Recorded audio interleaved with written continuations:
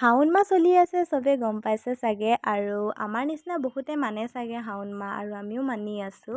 সেইবাবে ৰচুন পিঁয়াজ মাছ মাংস বনাইছে। সেইটো কাৰণে ভাবিলোঁ মাছৰুমকে আনি কিনে বনাওঁ বুলি কিনে। এতিয়া আলুখিনি লৈ কিনে এৰাই ল'লোঁ বইল কৰি মেলি। মাছৰুমৰ পানীখিনি পেলাই দিয়া নাই, কাৰণ পিছত ইউজ কৰিব পাৰি। অকণমান তেল দি কিনে মাছৰুমখিনি ভাজি লৈছোঁ, ভাজি কিনে উলিয়াই ল'লোঁ। তাৰপিছত আমি পিঁয়াজ ৰচুন নাখাওঁ, সেইবাবে অকল পাঁচফোৰণ আৰু ডাঙৰ জলকীয়া দি কিনেহে ফোৰণ দিম।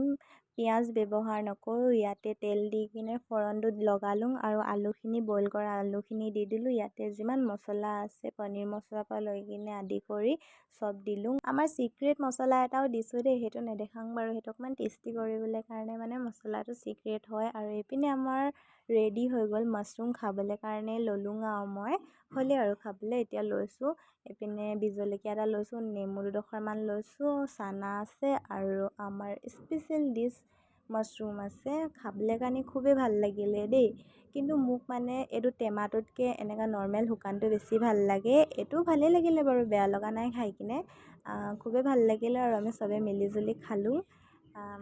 আপোনালোকেও যদি কেতিয়াবা ৰচুন পিঁয়াজ নিদিয়াকৈ বনাওঁ বুলি ভাবে নৰ্মেলকৈ, তেতিয়া এনেকুৱা ৰেচিপিটো ট্ৰাই এবাৰ কৰি চাব। খুবেই ভাল লাগে খাই কিনে, চিম্পল ৰেচিপি হয়। ময়ো সেইটো কাৰণে ট্ৰাই কৰিলোঁ, আৰু আমাৰতো খোৱা হোৱা নাই বাবে মই এনেকুৱা বনালোঁ আৰু খাবলৈ কাৰণে খুবেই ভাল লাগিলে। আপোনালোকেও এবাৰ ট্ৰাই কৰি চাব যদি খাওঁ বুলি ভাবে। ভিডিঅ'টো কেইবাদিনো হ'ল শ্বুট কৰা, কাৰণ মোক এলাহ লাগিছিলে। সেইবাবে মই আপলোডেই কৰা নাছিলোঁ, আৰু এডিট কৰিবলৈ কাৰণে টান লাগিছিলে মেইন কথা। সেইটো কাৰণে মই এডিট কৰি কিনে আপলোডেই দিয়া নাছিলোঁ। খাই কিনে খুবেই ভাল লাগিলে। আজিলৈ আহিছোঁ। যদি ভিডিঅ'টো ভাল লাগিলে লাইক এটা কৰি দিব। Bye bye.